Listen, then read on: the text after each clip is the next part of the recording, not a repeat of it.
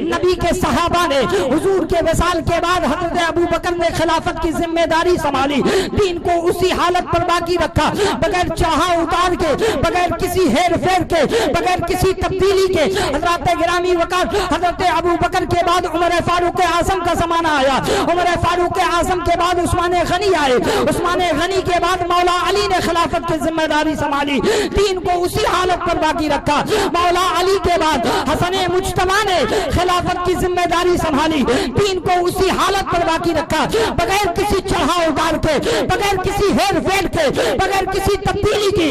حسن مجتبی کے بعد حضرت امیر معاویہ نے خلافت کی ذمہ داری سنبھالی، دین کو اسی حالت پر باقی رکھا۔ میرا آقا حسین نے دیکھا یزید اسی قانون کو بدلنا چاہتا ہے، وہ قانون جس کی خاطر مصطفیٰ جان رحمت کو طائف کے وادیوں میں پتھروں سے لہو لہان ہونا پڑا، وہ قانون جس کی خاطر صحابہ کو وطن چھوڑنا پڑا۔ بلغ العلا بکمالہ کشف الدجا بجمالہ حسنت جمیع خصالہ صلو علیہ وآلہ۔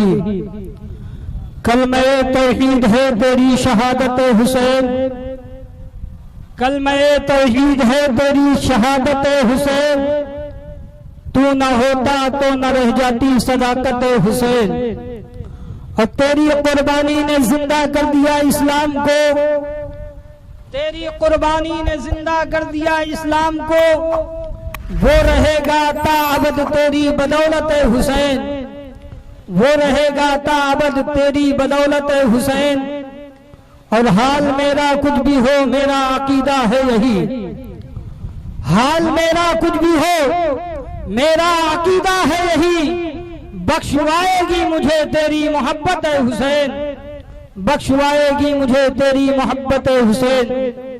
آئیے کچھ عرض و معروف سے کل بارگاہ رسالت مآب صلی اللہ علیہ وسلم میں درود پاک کا نذرانہ پیش کریں۔ پڑھے بآواز بلند اللہم صلی علی سیدنا و مولانا محمد بارک وسلم صلاۃ و سلام علیک یا رسول اللہ صلی اللہ تعالی علیہ وسلم۔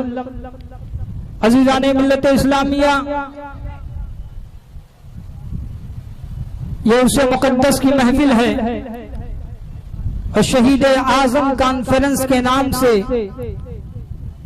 یہ محفل منعقد ہوئی ہے۔ 5 سے 7 منٹ کا وقت ملا ہے اور آپ دیکھ رہے ہیں ممبر شریف پر استاذ العلماء حضرت علامہ الحاج شاہ منظور احمد خان عزیزی صاحب قبلہ پہلی بار حضرت کے سامنے کچھ لب کشائی کرنے کا موقع ملا ہے۔ ایک طالب علم کی حیثیت سے آپ حضرات سے کچھ باتیں حضرت کی موجودگی میں کہنے کی کوشش کروں گا۔ حضرات گرامی، واقعہ جو ہوا کرتا ہے اس کی 2 نوعیتیں ہوا کرتی ہیں۔ ایک واقعہ محض واقعہ ہوتا ہے جسے اتفاق کا نتیجہ کہہ دیا جاتا ہے، یا کسی ظالم بادشاہ کے ظلم کی داستان کہہ دی جاتی ہے۔ ایسے واقعات یقیناً فراموش کر دیے جاتے ہیں، یقیناً بھلا دیے جاتے ہیں، لیکن وہ واقعہ جس کے پیچھے کسی زندہ نظام کی تحریک موجود ہو، وہ واقعہ جس کے پیچھے کسی زندہ نظام کا قانون موجود ہو، وہ واقعہ جس کے پیچھے کسی زندہ نظام کا دستور موجود ہو، وہ واقعہ اس وقت تک زندہ رہتا ہے جب تک وہ نظام زندہ رہتا ہے، جب تک وہ قانون زندہ رہتا ہے، جب تک وہ آئین زندہ رہتا ہے، جب تک وہ دستور زندہ رہتا ہے۔ حضرات گرامی وقار، آج شہید اعظم کانفرنس آپ بیٹھے ہوئے ہیں، یہ شہید اعظم کانفرنس امام علی مقام علی جدہ علیہ السلام کی یاد میں منایا جا رہا ہے۔ حضرات، کربلا شریف کا واقعہ ہوئے کئی 100 صدیاں گزر گئی، لیکن آج بھی امام علی مقام کی محفلیں منائی جا رہی ہے، آج بھی ان کے نام پر جلسے جلوس کیے جا رہے ہیں۔ وجہ کیا ہے؟ حضرات گرامی وقار اس لیے کہ اسلام کی تحفظ کی خاطر، دین مصطفیٰ کی بقا کی خاطر کربلا کی دھرتی پر امام علی مقام علی جدہ علیہ السلام نے اپنے کنبے کو رب کی بارگاہ میں قربان کر دیا. تو جب تک اسلام زندہ رہے گا حسین کی تاریخ شہادت زندہ رہے گی، جب تک اسلام زندہ رہے گا حسین کی یادیں زندہ رہے گی. حضرات گرامی وقار اس واقعے کو اور ایک اور آپ نقطۂ نظر سے دیکھیں گے تو اس کائنات میں اللہ رب العزت نے 1,00,000 کم و بیش 24,000 انبیاء و مرسلین کو بھیجا ہے. حضرات گرامی وقار انبیاء کرام کو اللہ نے کتابیں بھی عطا فرمائی. حضرت موسیٰ علیہ السلام کو توریت عطا فرمائی، حضرت داؤد علیہ السلام کو زبور عطا فرمائی، حضرت عیسیٰ کو انجیل دی، اور ہمارے آقا جناب محمد رسول اللہ صلی اللہ علیہ وسلم کو قرآن عظیم عطا فرمائی.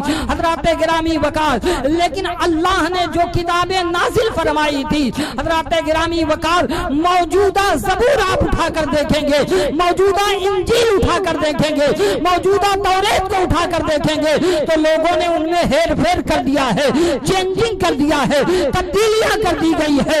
حضرات گرامی وقار آپ کہو گے مولانا ایک بات بتاؤ، جب اللہ نے کتاب کو نازل کی ہے تو بندوں نے اسے کیسے بدل دی؟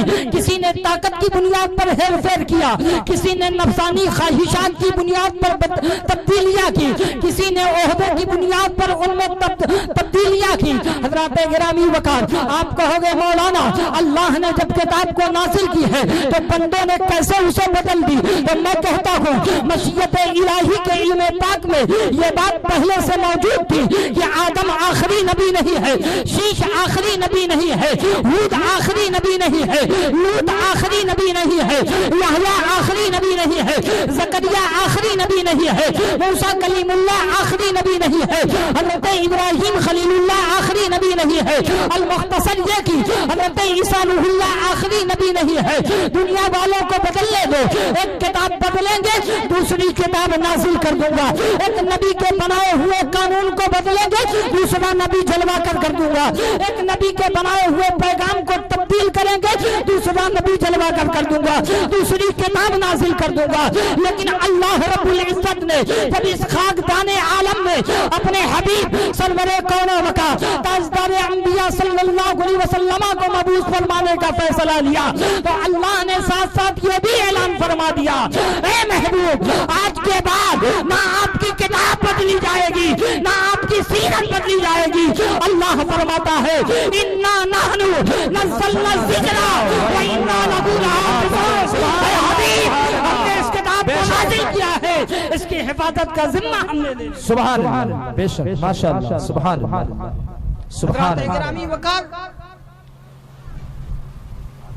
میرے آقا امام علی مقام علی جدہ علیہ السلام نے جب دیکھا کہ یزید اسی قانون کو بدلنا چاہتا ہے، یزید اسی ضابطے کو بدلنا چاہتا ہے، یزید اسی دستور کو بدلنا چاہتا ہے، میرا آقا حسین نے اعلان فرمایا او یزید یاد رکھ جس طریقے سے نبی کے صحابہ نے دین کی حفاظت کی ہے اور تو اسے بدلنا چاہتا ہے، حسین تیرے مقابلے میں آ گیا ہے، حسین تیرے سامنے آ گیا ہے.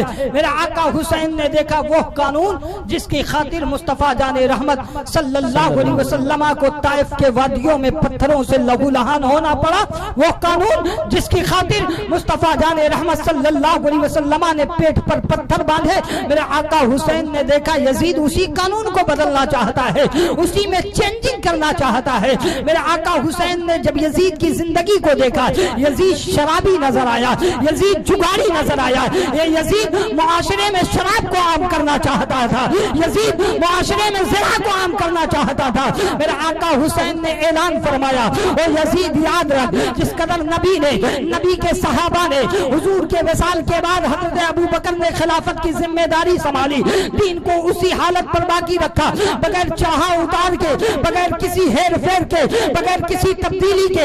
حضرات گرامی وقار حضرت ابو بکر کے بعد عمر فاروق اعظم کا زمانہ آیا، عمر فاروق اعظم کے بعد عثمان غنی آئے، عثمان غنی کے بعد مولا علی نے خلافت کی ذمہ داری سنبھالی، دین کو اسی حالت پر باقی رکھا. رکھا. مولا علی کے بعد حسن مجتبی نے خلافت کی ذمہ داری سنبھالی, دین کو اسی حالت پر باقی رکھا, بغیر کسی چڑھا اتار کے, بغیر کسی ہیر پھیر کے, بغیر کسی تبدیلی کی. حسن مجتبی کے بعد حضرت امیر معاویہ نے خلافت کی ذمہ داری سنبھالی, دین کو اسی حالت پر باقی رکھا. میرے آقا حسین نے دیکھا یزید اسی قانون کو بدلنا چاہتا ہے, وہ قانون جس کی خاطر مصطفیٰ جان رحمت کو طائف کے وادیوں میں پتھروں سے لہو لہان ہونا پڑا, وہ قانون جس کی خاطر صحابہ کو وطن چھوڑنا پڑا, وہ قانون جس کی خاطر حضرت بلال حبشی کو تپتی ہوئی ریت پر گھسیٹا گیا, وہ قانون جس کی خاطر حضرت صہیب رومی کو جلتے ہوئے انگاروں پر رکھا گیا, وہ قانون جس کی خاطر حضرت خبیب کو سولی پر لٹکایا گیا. میرے حسین نے دیکھا یزید اسی قانون کو بدلنا چاہتا ہے, یزید اسی دستور کو بدلنا چاہتا ہے, یزید اسی ضابطے کو بدلنا چاہتا ہے. میرے آقا حسین نے اعلان فرمایا, او یزید یاد رکھ, جس قدر نبی نے, نبی کے صحابہ نے دین کی حفاظت کی ہے, تو اسے بدلنا چاہتا ہے. حسین تیرے مقابلے میں آ گیا ہے, حسین تیرے سامنے آ گیا ہے. اب اس دین کی حفاظت کی خاطر بھانجے کو قربان کرنا پڑے کریں گے, بھتیجے کو قربان کرنا پڑے کریں گے, عباس کا بازو دینا پڑے دیں گے, علی اکبر کی جوانی دینی پڑے دیں گے. اس دین کی حفاظت کی خاطر حسین اپنی جان دے دے گا, مگر مصطفیٰ کی شریعت میں تبدیلی آ جائے گی. ماشاءاللہ ماشاءاللہ پیغام ماشاءاللہ. کربلا کی بے شک بے شک آقا حسین بے نے شک. دیا. اے میرے نانا جان کے غلاموں, ہر دور میں یزیدی فتنے اٹھیں گے, ہر دور میں لوگ مصطفیٰ جان رحمت صلی اللہ علیہ وسلم کی شریعت سے کھلواڑ کریں گے. یہی پیغام میرے آقا حسین نے دیا کہ جان مانگو تو جان دیں گے, مال مانگو تو مال دیں گے, مگر یہ ہم سے نہ ہو سکے گا. نبی کا چاہو جواب دیں گے.